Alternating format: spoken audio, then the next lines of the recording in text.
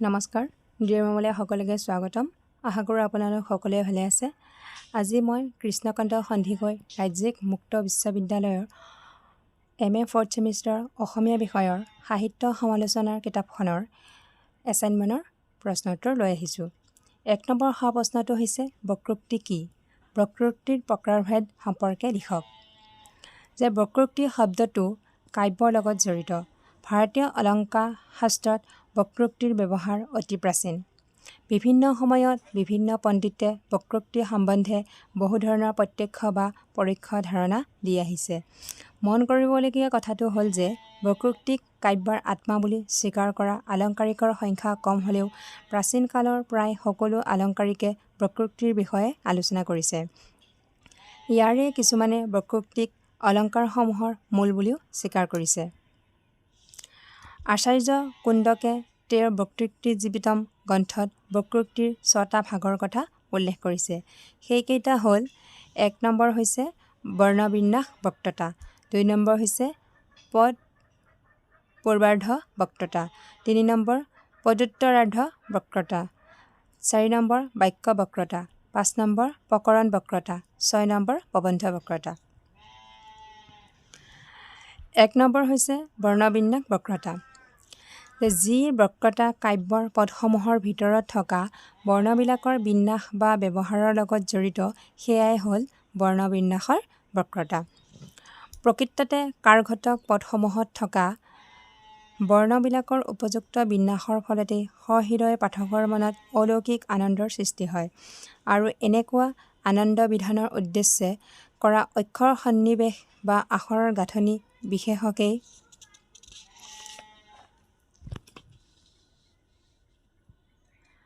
বৰ্ণবিন্যাস বক্তৃতা বুলি আখ্যা দিয়া হয়। 2 নম্বৰ হৈছে পদ পূৰ্বাৰ্ধ বক্তৃতা। কাব্যত থকা পদৰ উপাদানবোৰ হ'ল প্ৰকৃতি আৰু প্ৰত্যয়, অৰ্থাৎ প্ৰকৃতি প্ৰত্যয়ৰ সংযোজনৰ ফলতে গঢ়ি উঠে এটি পদ।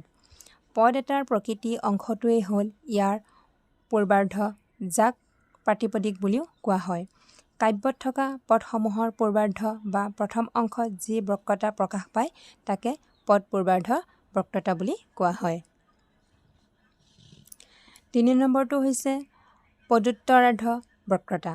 প্ৰকৃতি প্ৰত্যয়ৰ সহযোগত পদৰ সৃষ্টি হয় আৰু এই পদেই কাব্য সৃষ্টি কৰে। শুভ, টিং আদি প্ৰত্যয়সমূহ শব্দত ধাতুৰ লগত সংযোজিত হৈ অৰ্থপূৰ্ণ পদ গঠন কৰে। শুভ, টিং আদি প্ৰত্যয়ৰ ব্যৱহাৰৰ দ্বাৰা যেতিয়া কাব্যত থকা বৰ্ণনাটোক ৰসজ্ঞ পাঠকৰ বাবে হৃদয়গ্ৰাহী কৰি তোলাৰ চেষ্টা কৰা হয় আৰু ইয়াৰ দ্বাৰা পাঠকে অলৌকিক আনন্দৰ আস্বাদ লাভ কৰে তেতিয়া সেই কথনভংগী বা পাণ্ডিত্যসূচক বচনভংগীকে পদোত্তৰাৰ্ধ বক্তৃতা বোলে। 4 নম্বৰ হৈছে কাব্য বক্তৃতা। বাক্যৰ দ্বাৰাই কাব্যৰ শৰীৰ গঢ়ি উঠে। বৰ্ণ পদ হ'ল বাক্যৰ অৱয়ব। বক্তৃতাযুক্ত পদসমূহৰ উপযুক্ত সন্নিৱেশে সম্পূৰ্ণ বাক্যটোৰেই সৌন্দৰ্য বঢ়াই তোলে।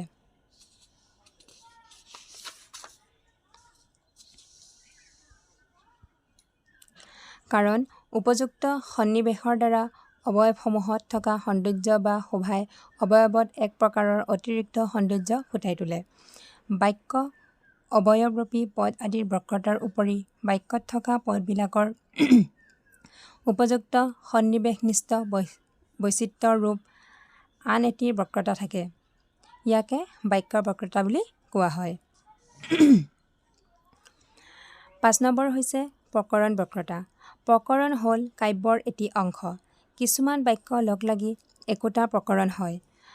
প্ৰকৰণঘটক বাক্যসমূহৰ যথাৰীতি সন্নিৱেশে সম্পূৰ্ণ প্ৰকৰণটোতেই এটি অপূৰ্ব বচনভংগীৰ প্ৰকাশ ঘটায় আৰু তাৰ দ্বাৰা সমাজিকৰ হৃদয় অধিকাৰ কৰিবলৈ সক্ষম হয়।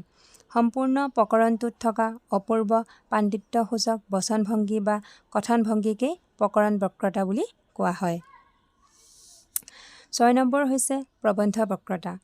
ওপৰত উল্লেখ কৰা বৰ্ণবিন্যাস বক্তৃতা, পদ পূৰ্বাৰ্ধ বক্তৃতা, পদোত্তৰাৰ্ধ বক্তৃতা, বাক্য বক্তৃতা, প্ৰকৰণ বক্তৃতা এই পাঁচবিধ বক্ৰতাৰ সমাৱেশৰ ফলত সম্পূৰ্ণ কাব্য এখনতেই এক অপূৰ্ব বৈচিত্ৰ্যৰ সৃষ্টি হয় সামগ্ৰিকভাৱে আৰু ইয়াৰ দ্বাৰা সমগ্ৰ কাব্যখনতেই এক অলৌকিক আনন্দৰ জোৱাৰ অনুভৱ কৰিব পাৰি।